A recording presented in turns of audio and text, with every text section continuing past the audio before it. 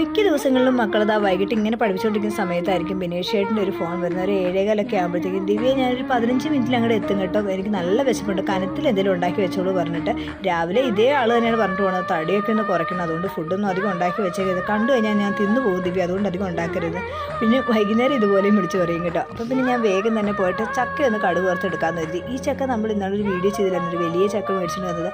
ആ ചക്കയാണ് കേട്ടോ. അതിൻ്റെ കുറച്ച് പാർട്സ് നമ്മളിങ്ങനെ ഇതുപോലെ ചെറിയ പീസായിട്ട് കട്ട് ചെയ്ത് ആവിയിൽ വേവിച്ച് വെള്ളമൊക്കെ കളഞ്ഞ് ചെറിയ ചെറിയ ബോക്സുകളിലാക്കി ഫ്രീസറിൽ വെച്ചിട്ടുണ്ടായിരുന്നു.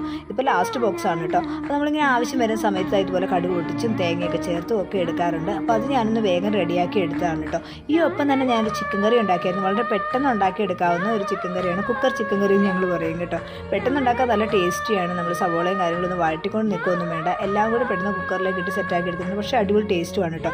അതൊക്കെ റെഡിയാക്കി കഴിഞ്ഞപ്പോഴത്തേക്കും ബിനേഷ് ചേട്ടൻ എത്തി. മക്കൾ രണ്ടാളും കൂടെ അച്ഛൻ വന്നത് അച്ഛൻ്റെ പുറകെ അങ്ങോട്ട് കൂടി കേട്ടോ. അതെന്നും അങ്ങനെയാണ്, ഡോറിൻ്റെ അവിടെ തൊട്ട് അച്ഛനോട് വിശേഷങ്ങൾ പറയാൻ തുടങ്ങും. ചില ദിവസം മനുഷ്യർ ഞാനങ്ങനെ അകത്തേക്ക് കയറിക്കോട്ടെ എന്നിട്ട് പറയാമെന്ന് പറയും കേട്ടോ.